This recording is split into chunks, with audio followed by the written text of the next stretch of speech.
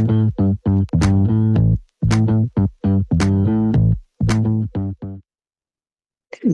Cheryl here, the No Sugar Coach. Today is day 47 of my carnivore experiment.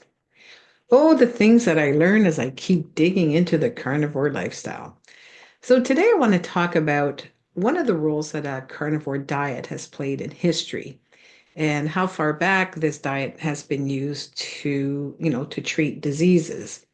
And one story that got my attention the other day, and I really want to share it with you. I thought it was quite interesting.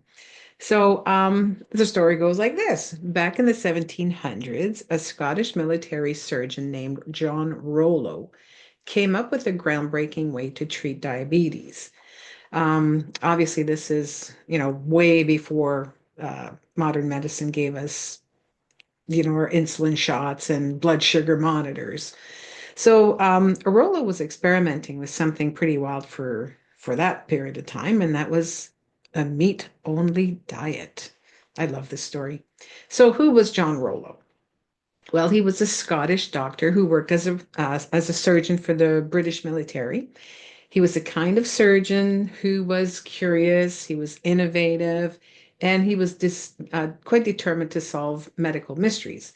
So in the late 1700s, diabetes was really poorly understood. Doctors knew that people with diabetes had sweet smelling urine because their bodies just couldn't process sugar properly.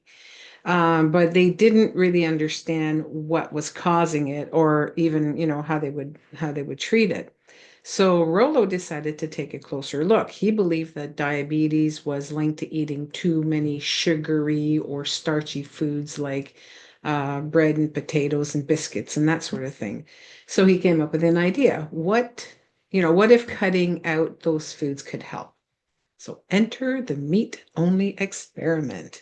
So now it's 1796, and Rollo gets the chance to test his theory on one of his patients, Captain Meredith, who had diabetes. So Rollo put Meredith on a strict diet, and that included, mostly meat, animal fats, and even some unusual things like blood pudding. So things like bread and milk and, cookies and things like that were carb heavy foods were absolutely completely banned. So it was extreme for its time, but guess what? It worked. So the captain's symptoms improved dramatically. His urine no longer contained sugar, it didn't smell sweet anymore. His constant thirst went away, and he started to feel better overall.